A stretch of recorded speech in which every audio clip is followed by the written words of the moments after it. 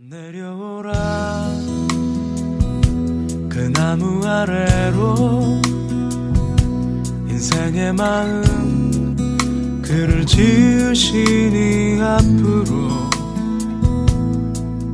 오래 외로웠던 너의 지난 삶에서 나와 넌 내려오라 넌 내려오라 내게로 오라.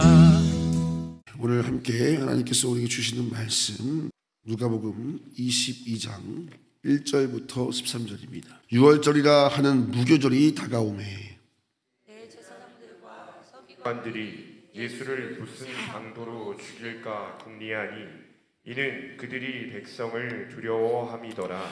열둘 중에 하나인 가롯인이라 부르는 유다에게 사탄이 들어가니 이에 유다가 대제사장들과 성전 경비 대장들에게 가서 예수를 넘겨줄 방도를 의논하매 그들이 기뻐하며 돈을 주기로 언약하는지라. 유다가 허락하고 예수를 무리가 없을 때에 넘겨줄 기회를 찾더라. 6월절 양을 잡을 무교절 날이 이른지라.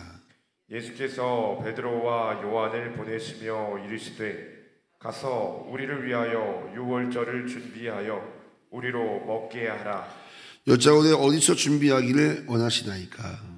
이르시되 보라 너희가 성내로 들어가면 물 한 동이를 가지고 가는 사람을 만나리니 그가 들어가는 집으로 따라 들어가서 그 집 주인에게 이르되 선생님이 내게 하는 말씀이 내가 내 제자들과 함께 6월절을 먹을 객실이 어디 있느냐 하시더라 하라. 그리하면 그가 자리를 마련한 큰 다락방을 보이리니 거기서 준비하라 하시니 그들이 나가 그 하신 말씀대로 만나 6월절을 준비하니라. 아멘. 오늘 누가복음 22장 1절로 13절을 본문으로 6월절이라 하는 무교절이 다가온다는 제목으로 함께 말씀을 나누겠습니다. 오늘 본문은 예수님이 함께 하시는 마지막 6월절을 준비하는 서로 다른 무리의 모습을 함께 기록하고 있습니다. 우리가 방금 읽었던 대로 6절 끝에는 넘겨줄 기회를 찾고 있는 무리가 있고요.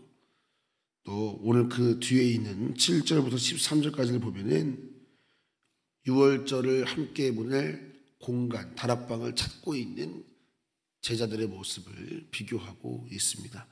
자, 먼저 우리가 6월절을 준비하는 가롯 유다와 종교 지도자들을 좀 먼저 주목해 봤으면 좋겠습니다. 은 30의 예수님을 팔아 넘기려고 이 종교 지도자들과 가롯 유다가 계획을 갖습니다. 충성스럽고 총명했던 그 가롯 유다가 왜 이런 선택을 했을까? 이런 질문을 하게 됩니다. 이 가롯 유다는 제자 공동체의 돈꾀를 맡고 있었던 사람입니다. 아무에게나 돈꾀 맡기지 않죠. 똑똑하고 민첩하고 또 책임감 있는 그런 사람이 가롯 유다였을 것입니다. 그런데 왜 그가 이런 선택을 했을까? 가장 단순한 해석은 돈 때문입니다. 은 30에 자기 스승을 판 것이죠. 은화 한 개는 노동자의 4일치의 품삯과 같습니다. 노동자 일당을 10만 원이라고 하면은 은 30은 약 1200만 원 정도의 가치라고 볼 수 있습니다.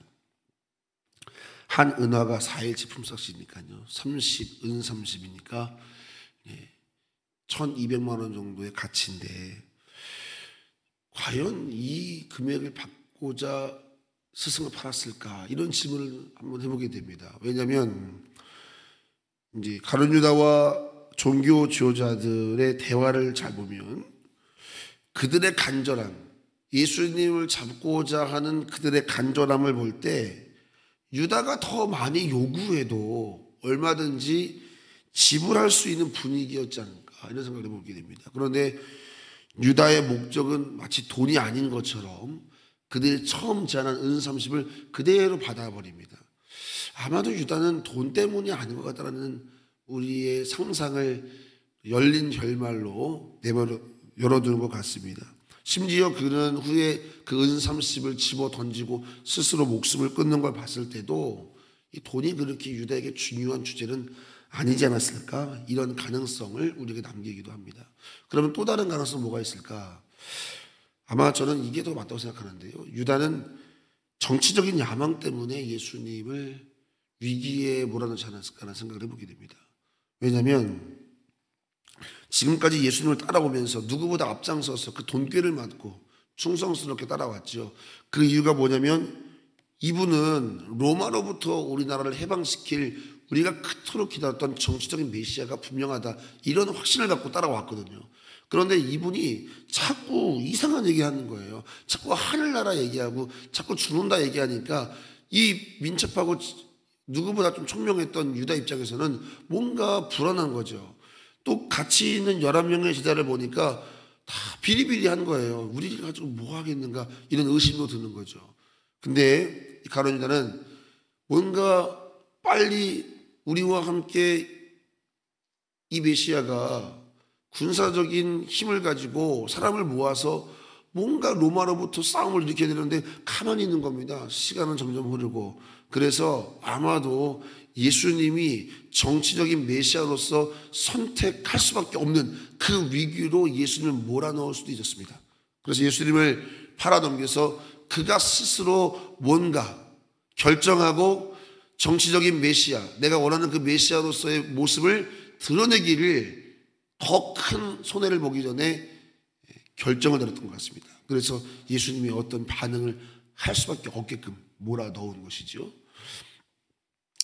아마도 돈꾀를 맡았던, 또 아주 누구보다도 민첩했던 이 가룟 유다의 계산적인 방법이 아니었겠는가라는 생각을 해보게 됩니다.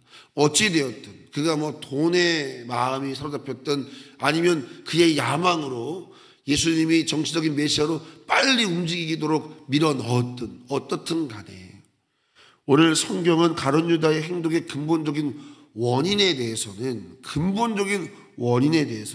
사탄 때문이다, 이렇게 말씀합니다. 자, 여러분 3절 말씀을 같이 보죠. 3절 말씀 있습니다. 12 중에 하나인 가룟 유다이라 부르는 유다에게 사탄이 들어가니. 자, 여러분 결국 근본적인 원인에는 사탄 마귀가 있다는 건데요. 사탄은 거짓말쟁이고 살인자입니다. 그는 속임수로 유다를 부추겼습니다. 어떤 감정일지라도, 어떤 마음일지라도, 어떤 계획일지라도 그 밑변에는 사단이 유다를 부추겼다는 것입니다. 그러나 결국 사단은 유다까지 완전히 속였죠. 유다는 끝내 자살하고 말았습니다. 사랑하는 성도 여러분, 사탄과의 마음의 거래가 얼마나 위험한 일인지를 우리는 볼 수 있습니다. 혹 사탄이 우리에게도 이런 속삭임을 할 때가 있습니다. 조금만 타협해도 괜찮다. 조금만 편하게 예수 믿어라. 너의 이익도 추구해야 된다. 놓치지 말아라. 말씀보다 현실이 더 중요한 거다. 이 어리석은 성도야. 신앙생활도 중요하지만 현실을 좀 잘 돌아봐라. 뭔가 여러분을 위한 듯한 그런 생각들. 가룟 유다도 자기를 위하는 듯한 지혜로운 듯한 생각으로 판단을 했을 거란 말입니다. 그게 물질이든 그것이 야망이든 간에. 그러나 사단의 생각이었다는 것을 본문은 말합니다. 그것이 유다에게는 옳은 생각처럼, 나를 위한 생각처럼, 맞는 생각처럼, 지혜로운 생각처럼 다가왔을 뿐. 오늘 우리에게도 사단은 그런 속삭임을 합니다. 마치 나를 위한 듯, 마치 그것이 매우 지혜로운 듯, 뭔가 여러분이 순종하고 주님 앞에 나아가는 걸음을 머뭇거리게 만듭니다. 유다가 예수님과의 관계를 팔았듯이 우리도 사소한 이익 앞에서 믿음을 희석시키고자 하는 유혹과 생각이 우리 안에 불쑥 들어올 때가 있습니다. 그러나 여러분, 사탄은 속이는 자고 살인자입니다. 반드시 내 영혼을 죽이려 할 것입니다. 그 끝은 나를 위한 것 같지만 그 생각과 타협할 때 내 영혼이 위험해진다라고 하는 것을 오늘 우리는 유다를 통해서 볼 수가 있게 됩니다. 유다의 가장 큰 문제는 마음을 지키지 못하는 것입니다. 우리가 어제 감람산에서 쉼 기도를 보여주신 예수님을 기억합니다. 기도 없이 하루를 시작했습니다. 기도 없는 하루는 사탄이 내 마음을 마음껏 넘나들도록 문을 열어줄 것 같습니다. 아마도 가룟 유다는 그 기도의 분량이 부족했기 때문에 그 사탄의 생각을 자기 마음에 수용한 것 아니겠습니까? 또 말씀으로 내 마음을 먼저 채우지 않으면 내 마음의 빈 공간에 사단의 생각들이 차지하려 합니다. 하나님 말씀이 채워지지 않으면 내 말이, 내 생각이 그것을 차지하려 할 것입니다. 유혹의 문제가 아니라 말씀이 없는 텅 빈 마음과 성령의 기름이 없이 마음의 문을 활짝 열어놓은 까닭인 것입니다. 사랑하는 성도 여러분, 오늘 하루도 말씀으로 우리를 채우고 성령으로 충만하여 여러분의 마음과 생각을 능히 지켜내시기를 예수님의 이름으로 축원합니다. 분별하기 힘들어요, 여러분. 가룟 유다도 그것이 지혜롭다 생각했을 것입니다. 그것이 맞다고 생각했을 것입니다. 그것이 나라를 위한 일이라고 생각했을 것입니다. 분별하기 힘듭니다. 기도와 말씀이 없이는 우리는 우리 생각을 지키지 못합니다. 자, 오늘 1절 말씀을 보시면은 이런 표현이 있습니다. 6월절이라 하는 무교절이 다가왔다. 이때가 언제입니까? 6월절이 다가온 때입니다. 예수님의 십자가로 말미암아 6월절은 성취되었고 장차 오실 예수님의 재림으로 6월절은 완성될 것입니다. 완전한 자유와 해방이 예수님의 재림의 때에 우리에게 올 것입니다. 그러므로 오늘 1절 말씀 6월절이라 하는 무교절이 다가오매 민첩하게 준비했던 자들과 예수님의 모습처럼 우리도 예수님이 다시 오실 날을 기다리는 성도의 삶을 살아낼 때 잘 준비해야 합니다. 재림으로 완성될 그 6월절을 잘 준비해야 됩니다. 어떻게 해요?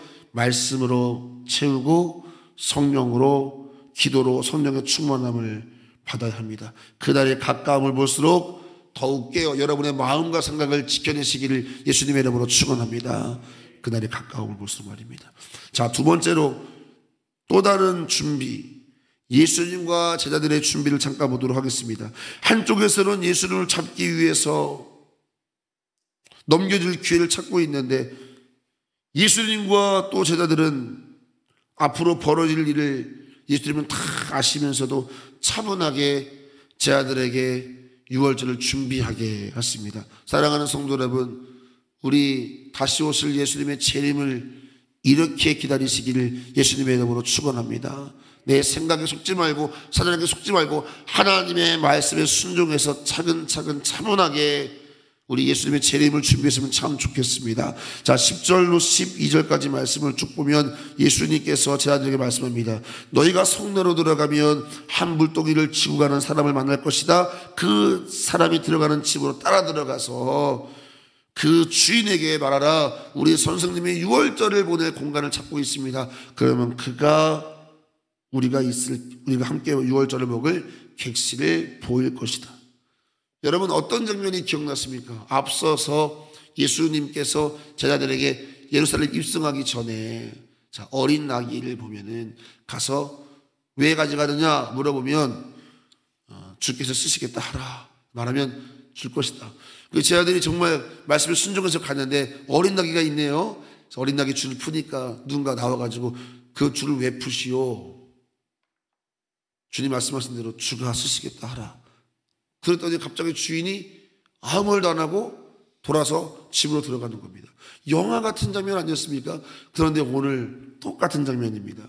물동이를 지워가는 남자에게 가서 따라 들어가서 우리 선생님이 6월절을 보내실 객실이 어디입니까?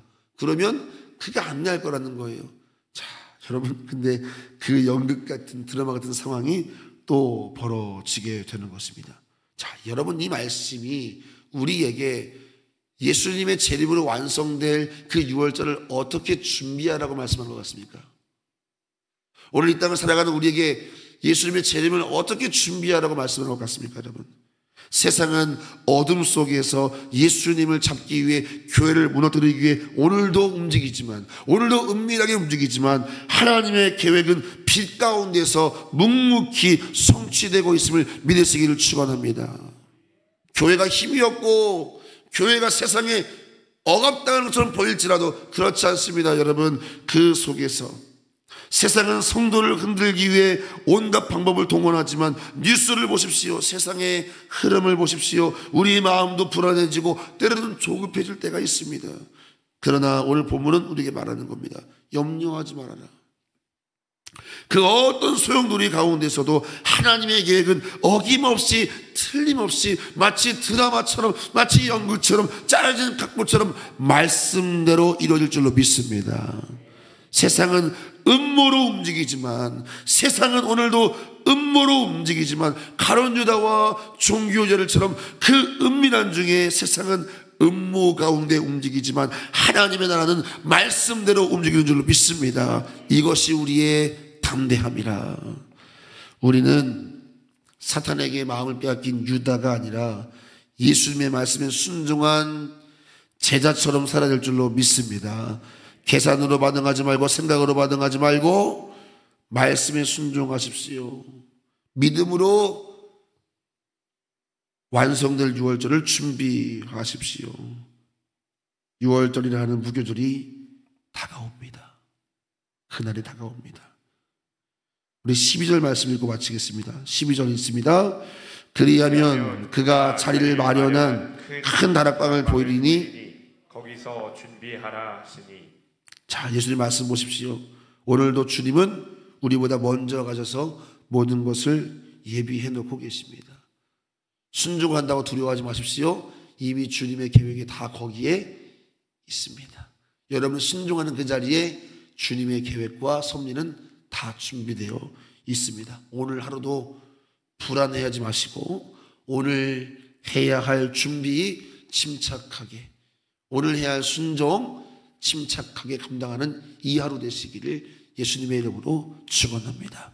기도하겠습니다. 하나님, 오늘 유월절이라는 무교절이 다가오매 그 마지막 유월절을 준비하는 두 무리를 보면서 오늘 나는 완성될 유월절 예수님의 재림을 어떻게 기다리고 있는가. 주님, 오늘 예수님의 재림처럼 모든 것을 주장하시는 우리 하나님의 그 말씀에 순종하여서 담대히 순종으로 주의 재림을 기다리는 우리의 삶 될 수 있도록 은혜를 더하여 주시옵소서. 주님, 두려워하지 말고 우리가 순종하면 그 순종의 자리에 이미 하나님이 모든 것을 예비해 놓으셨습니다. 어린 나이가 있었듯이 물동이를 옮기는 한 남자가 다락방을 준비해 놨듯이 순종하면 하나님의 예비하심을 보게 될 줄로 믿습니다. 그렇게 주의 오실 날을 준비하는 우리가 되게 하여 주옵소서. 오늘 새벽도 이슬미 청년 5월 와랑 어린이 우리 오하겸 우리 귀한 청년들